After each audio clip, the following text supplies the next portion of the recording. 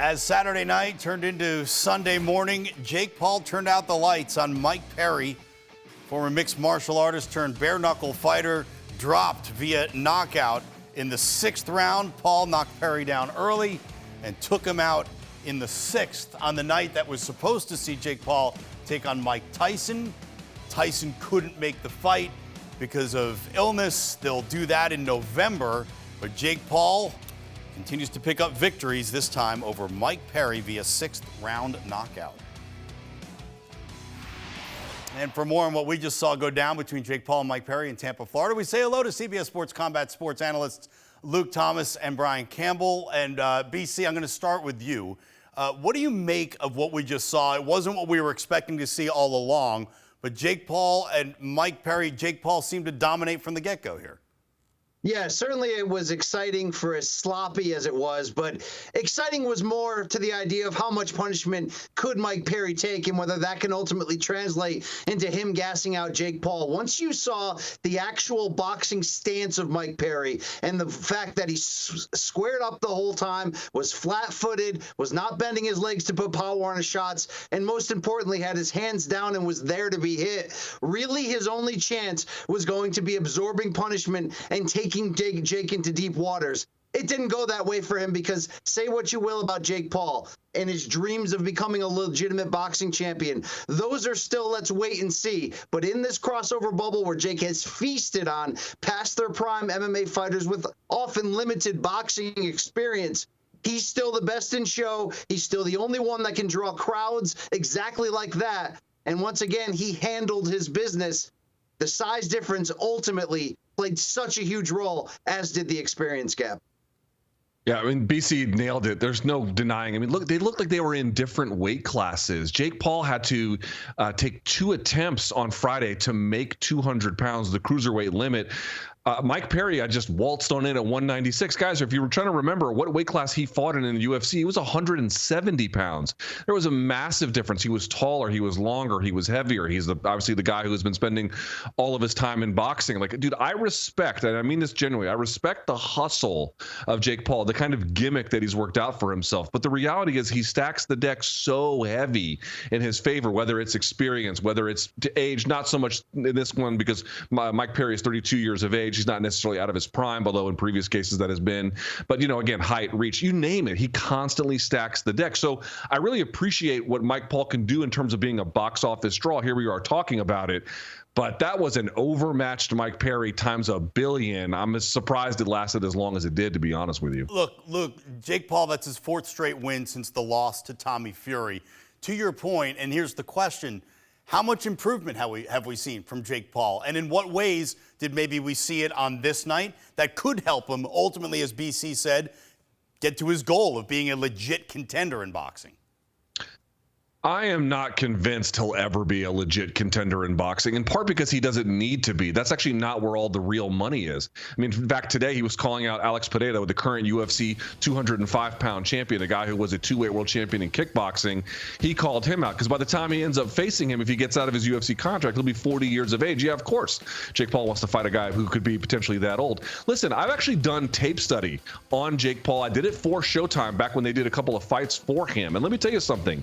He obviously has improved. He's clearly got smoother mechanics. He can set things up. No doubt about it. I give him credit. But notice one thing from this fight, which you saw in the Tommy Fury fight and some other ones as well. If you can apply consistent pressure at him, he has problems with it. It very much rattles him. He makes much more hasty decisions about what he throws, and he misses all the time with it. Mike Perry had no hands up and was just walking in. But you would imagine someone, and BC will know who I'm referencing here, like an Isak Cruz, different weight class, different whole thing. But when you walk a guy forward, you have to have your hands up. You have to have your shield there. If you can find someone who can do something like that, he is there for the taking, no doubt in my mind. The question is, can Mike Tyson do that at 58 years of age? I have my doubts. Yeah, let's stay with the realism here. For everything Jake Paul can do commercially and for how serious he has taken this crossover to the sport, which really is the key to his glossy record. There's 2 kinds of boxing right now, and there really always has been. There's professional boxing, largely with people who have done this since they were 4, 5, 6 years old, from the very beginning of their youth amateur days. And then there's this crossover bubble, which Jake Paul and his brother Logan Paul have been huge factors in blowing this thing up and making it sustain over multiple years. Jake Paul is going to be fighting Mike Tyson next, who's damn near 60 years old. And that, in a lot of ways, fits into the mold of the fights he tries to take and really the fights he should be taking. While I don't put anything negative against him for vocalizing his dreams of not just becoming a contender. He says, I will be cruiserweight world champion within 2 years. Yeah, that's a leap that none of us really at this point can believe. Jake Paul is an exceptional athlete for somebody who was a Disney actor and a YouTube superstar coming into the sport cold turkey like he did.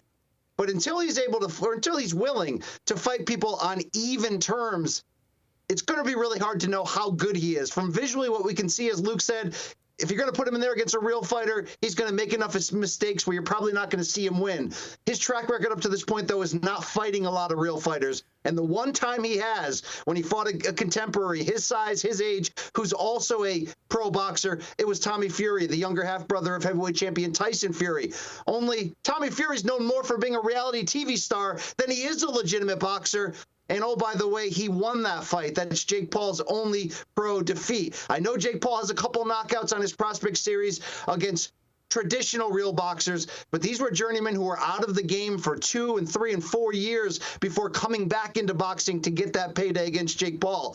There's 2 lanes in boxing, right? Legitimate and not. Jake's the best in class of that other lane. If he wants to cross over and try it, that's great. But let's be realistic on his chances and what we're really seeing out there. All right, so if we're being realistic, we know where the money lies. And that's November 15th at AT&T Stadium when he faces or is set to face Mike Tyson. Luke, what percentage do you give to actually Tyson being able to do this? Look, the ulcer flared up when he was training really hard, trying to get ready for this fight. How much of a chance does a nearly 60-year-old Mike Tyson have in actually getting in ring shape and being healthy enough to put on a fight at AT&T Stadium in November? You have to understand something about the Jake Paul experience. And BC and I were there when he fought Anderson Silva in Showtime, or when he fought the 2 times he fought Tyron Woodley. And we know Tyron Woodley was a great UFC champion. Anderson Silva arguably has a case as being one of the best ones, if not the best one, depending on your perspective. And, Jake won both of those. And of course, Tyron was over the hill and Anderson Silva was way over the hill. But I remember going into those fight weeks, BC and I would talk about it beforehand, like, what do we think of Jake's chances here? And we're like, Anderson's different, like Tyron Woodley's different.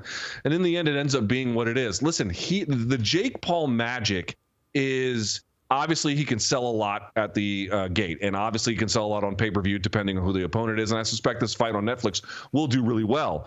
But what they really do exceptionally well is him and essentially his manager or his business partner, Nikisa Badarian.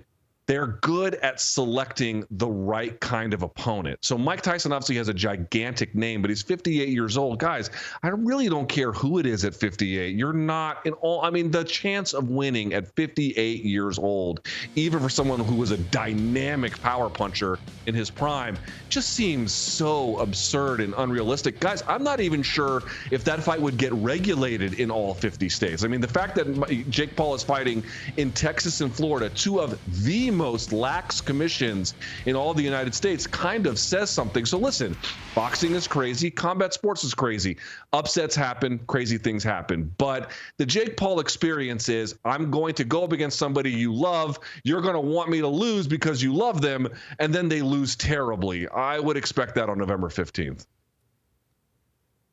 Yeah, one-punch chance for Mike Tyson. That's why people are going to tune in. I don't begrudge either of them for cashing in or just being a part of something that is the ultimate side-of-the-road spectacle that you can't turn away from, and that everybody, from my mom sending me texts about Mike Tyson's chances, right? But here's my message to Jake Paul. I like your ambition at times when you talk about crossing over and being a real boxer. But you going back to Mike Tyson right here, in my opinion, means that lane of being a real boxer is really closed. If Jake really wants a challenge, the kind of challenge that will force the people that buy his pay-per-views to buy it, not just to be part of the scene and the party, but to buy it under the guise of, hey, could Jake really lose this one? How about one name we don't talk about enough? Francis Ngannou, a guy who nearly, right, in his boxing crossover, nearly upset the former heavyweight champion of the world, Tyson Fury. Yes, he got destroyed by Anthony Joshua in a second fight, but those two size-wise, experience-wise, star power-wise, hey, that's a fight where Jake Paul would have to use every ounce of his abilities to try to pull off. And if he did, hey, he wouldn't be a real boxing champion, but he'd be number one with a bullet in that space that I said he occupies, and he does a great job doing, the face of this crossover boxing bubble. Jake, that's a real challenge to me. So make the money against Tyson. I don't hate the Pereira call out, but Ngannou to me is the money fight at the end of this tour for Jake Paul in this boxing experience. Paul Ngannou in 2025. I kind of like the way that sounds, but first we got Paul Tyson coming up in November. We got our two big guns right here, Luke Thomas and Brian Campbell. Luke, BC, thanks so much, guys. Much appreciated.